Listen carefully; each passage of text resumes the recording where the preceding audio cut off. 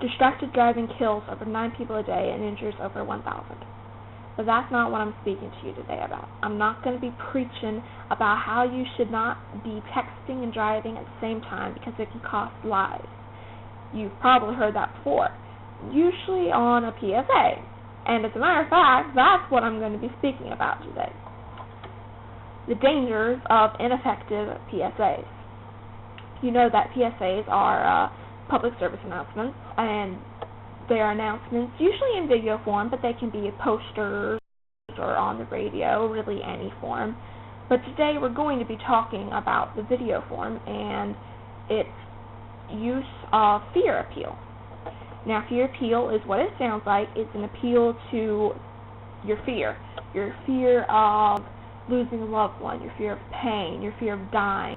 It sounds like it should be very effective, especially some of those that make you just want to grab a box of Kleenex, or some of you spew into a trash can if you have a queasy stomach. But even though it sounds like it should be effective, and in a way it is effective in informing the public that there is a problem, it's not effective in the desired way. Ron Linden conducted a study on the effectiveness of PSAs, and it concluded that essentially it made the audience more likely to participate in exactly what the PSA was teaching about. PSAs made them want to do what the PSAs were telling them not to do. Clearly there's a problem here, and that problem is in humanity itself. It's not in the PSAs so much as it is in humanity, but that doesn't change the fact that the PSAs are ineffective. Yu Young Chen offered a reason for this way that they reacted to the PSAs and wanted to do the opposite. She says that by telling people what to do, they make them feel powerless, that their freedom is being threatened.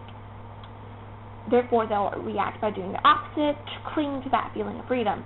She says the elimination of an alternative choice stimulates reactance and results in the increase of attractiveness of the unavailable alternative. So basically what I just said. Hey, look, here's a PSA. It's telling me not to do a thing. But, man, I have a right to do that thing. I want to do that thing. Forget those 9 people that die every day. I want to do this thing, but my freedom is being threatened, so I'm going to do this thing despite what common sense tells me not to do. Humans have a lack of logic, and they need logic and a will to change to make PSAs effective. And until that happens, PSAs are not going to be effective. Thank you for listening. This has been a PSA on PSAs by Charlotte Snyder for an assignment for English 3.